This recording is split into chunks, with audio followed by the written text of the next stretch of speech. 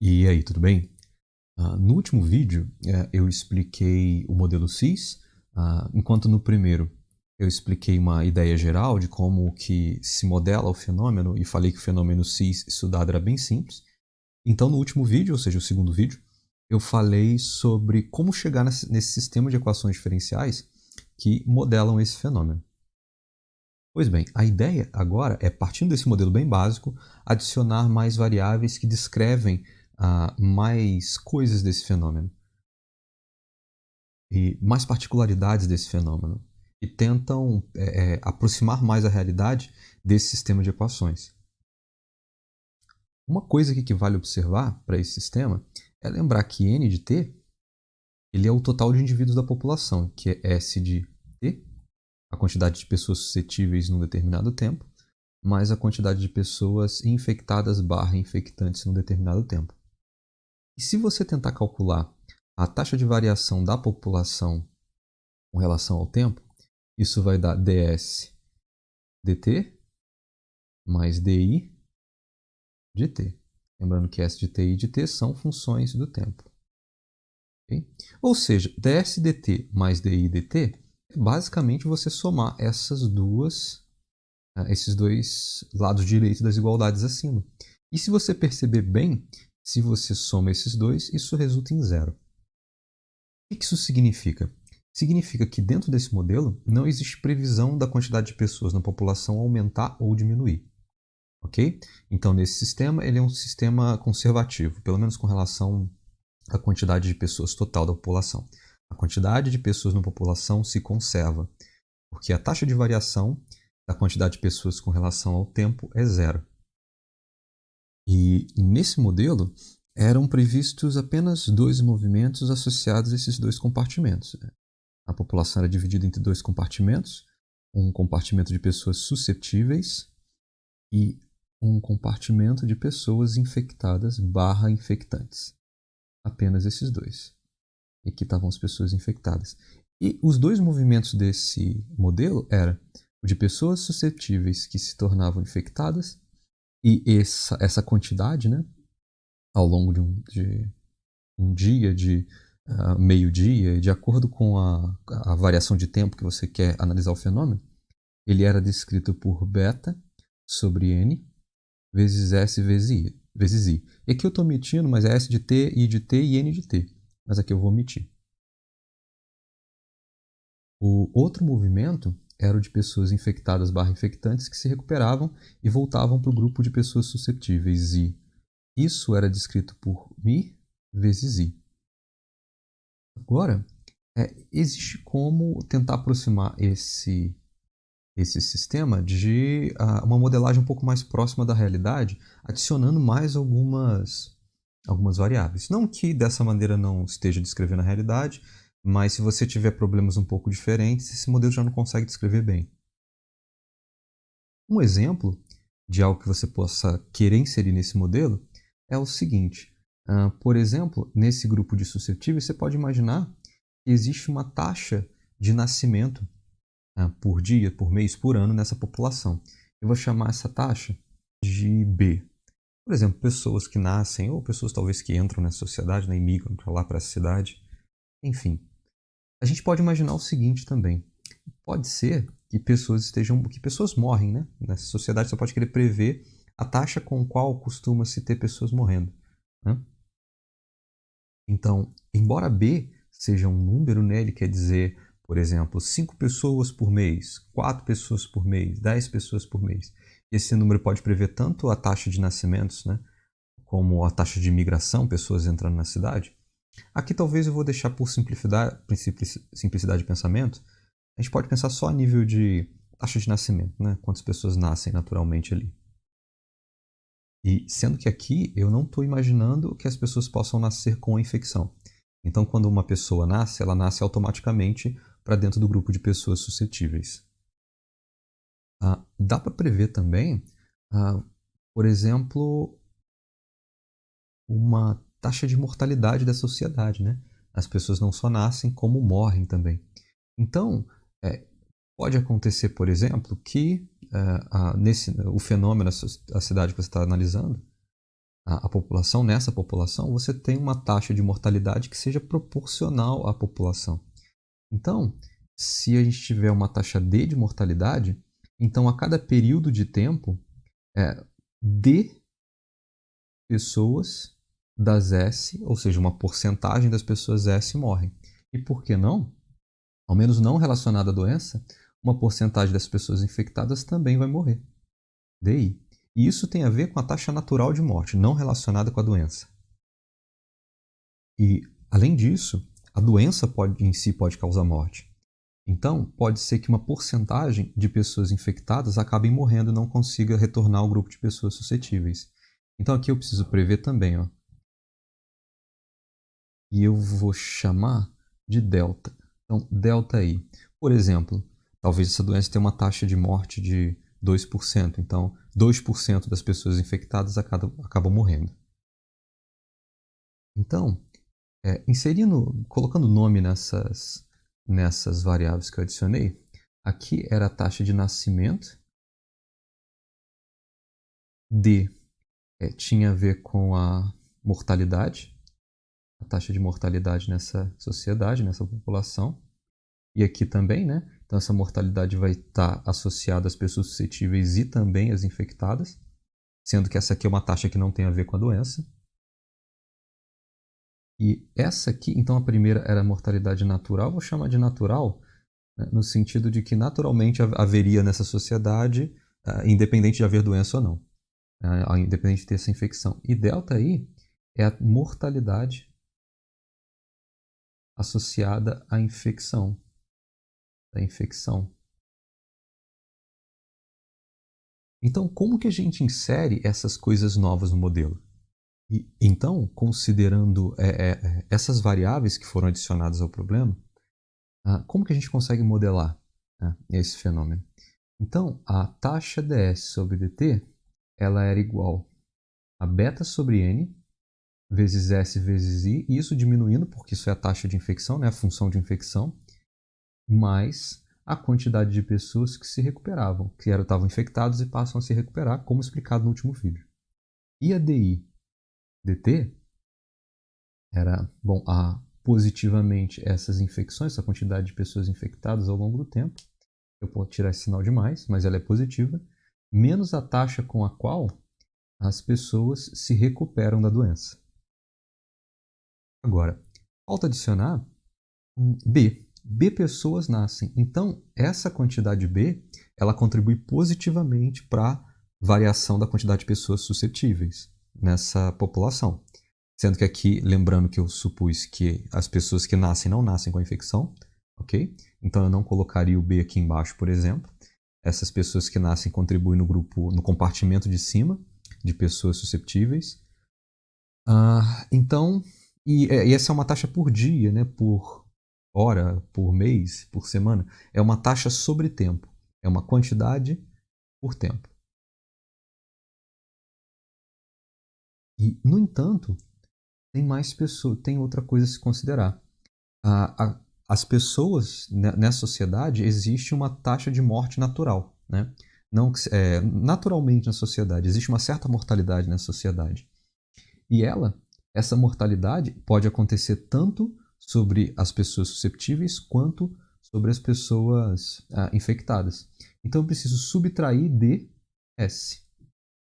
Então, D é uma porcentagem, né, tem a ver com essa taxa, e se essa mortalidade natural ocorre sobre qualquer pessoa, independente de ter ou não a doença, então pessoas desse grupo deixam esse grupo e morrem a uma proporção DS, D vezes S, essa taxa de morte, e aqui eu preciso considerar isso também. Essa mortalidade ela ataca as pessoas independente de terem a doença ou não. Então D vezes S em cima, D vezes I embaixo. E agora falta, por último, a mortalidade associada à doença, né? Então, uma proporção de pessoas que se infectam vem a óbito. Então eu preciso descontar essas pessoas que morrem da população de pessoas infectadas. Isso dá menos delta I. Como eu falei, a taxa de mortalidade é a delta, está aqui embaixo. Então existe a mortalidade causada pela infecção e existe a mortalidade causada natural, né? A mortalidade natural daquela população. São outros fatores alheios à infecção e, portanto, a infecção, nesse modelo, nesse pensamento, não alteraria essa taxa. Existe a taxa associada à mortalidade da infecção em si e a taxa geral.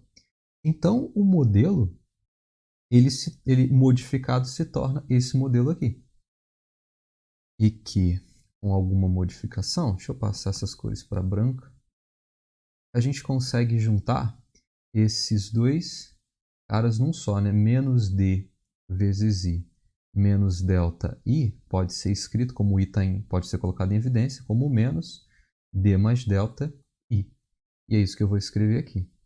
Menos o D mais delta menos o D mais o delta vezes o I. Então, está aqui o modelo que consegue prever a taxa de nascimentos nessa sociedade, a quantidade de pessoas que está se agregando, e as pessoas só se agregam a pessoas suscetíveis, prevê a função de infecção, prevê uma taxa de mortalidade associada, uma taxa de mortalidade que não é associada à infecção, mas uma taxa normal daquela sociedade, uma taxa de mortalidade daquela infecção também. Então, esse modelo, a ideia dessa modificação é tentar fazer ele descrever melhor determinados fenômenos, sendo que esse modelo ele ainda não prevê que exista uma população que se torne imune a essa doença. Então, esse modelo só prevê os movimentos que foram descritos aqui, susceptível para infectado, infectado para susceptível, e mais algumas outras alterações na quantidade de pessoas, né? E é uma taxa de nascimento, que aqui eu escrevi só como nascimento para simplificar, uma mortalidade natural daquela sociedade, né? Isso, e ela atua nas pessoas suscetíveis e nas pessoas infectadas, e por fim, uma mortalidade associada à doença em si. E obviamente ela só pode entrar na equação, nessa equação que descreve a DI, a variação da quantidade de pessoas infectadas, porque essa mortalidade só vai acontecer sobre as pessoas infectadas. Então, para esse modelo resultante, né, aperfeiçoado daquele modelo básico inicial do CIS, nesse caso a gente ainda tem que o N de T é a S de T mais o I de T. Só que a gente vai ter uma pequena modificação. Qual vai ser a taxa de variação da quantidade de pessoas nessa população ao longo do tempo? Bom, ela vai ser a ds dt, eu omiti o parênteses T para ficar mais fácil de escrever. Mais di dt, né? Mais di dt. E o problema é que se você olhar, nós ainda temos que somar essas duas equações aqui. E como anteriormente, né, a função de infecção ela se cancela e essa taxa de pessoas se recuperando também. Só que sobrou B menos ds e menos d mais delta I que não se cancelam.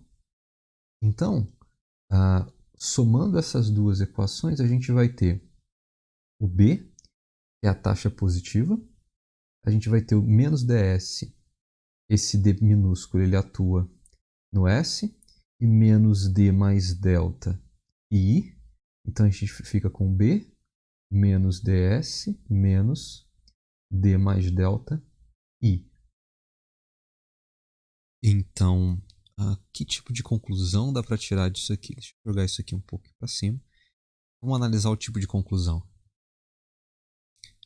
Bem, o que a gente descobriu aqui é que a taxa de variação do número de pessoas nessa sociedade ao longo do tempo é igual a B menos, vou colocar todo mundo aqui dentro do colchete, B menos ds menos D mais delta I. Tudo dentro desse colchete aqui. E, portanto, o que é essa equação diferencial? Ela vai dizer para a gente. Bem, tem 3 casos a se considerar aqui. O primeiro caso é se o B for igual ao D vezes S menos D mais delta vezes I. Na verdade, aqui eu botei em evidência errado, aqui é um sinal de mais. Né? Botei o menos em evidência. A mesma coisa aqui vai ser um sinal de mais. A gente está somando as o que está ocasionando morte, né, nessa população. Bem, ok. Então, nesse primeiro caso, se o B se iguala ao ds mais d mais delta vezes I. Só lembrando que esse D aqui ele é a taxa de mortalidade, né? Não tem a ver com esse D do diferencial aqui, da equação diferencial, não. Esse D é uma taxazinha. Então, nesse primeiro caso, se nesse primeiro caso está nascendo tantas pessoas quanto está morrendo, né? Tanto pela a taxa de morte comum naquela população, quanto pela infecção. Então, nesse caso, o número de pessoas permanece estável. Então, o número de pessoas vai ser sempre o mesmo ao longo desse processo que está se analisando o fenômeno da doença, da infecção, né, da doença.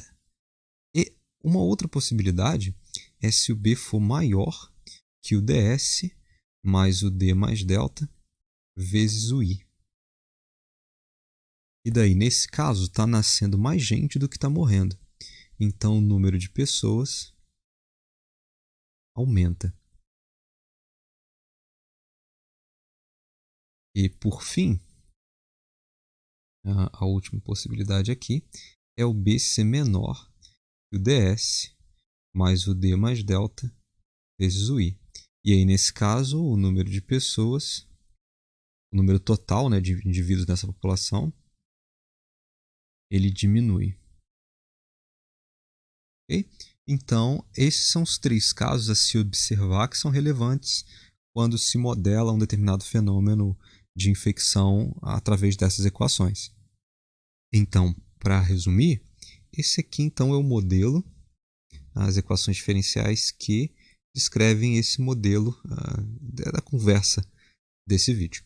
E vale umas observações sobre o que seriam esses valores aqui. O D e faltou o delta. Essas foram as novas variáveis inseridas, né? Ou, se você preferir, os novos parâmetros, né? Que na verdade ele é um parâmetro, está multiplicando um determinado valor, ou é uma constante, né? Bem, primeiramente, você observa que o B está sozinho aqui. Então, se você puder ter ds sobre dt igual a B mais alguma coisa, ds dt é número de pessoas sobre tempo. Né?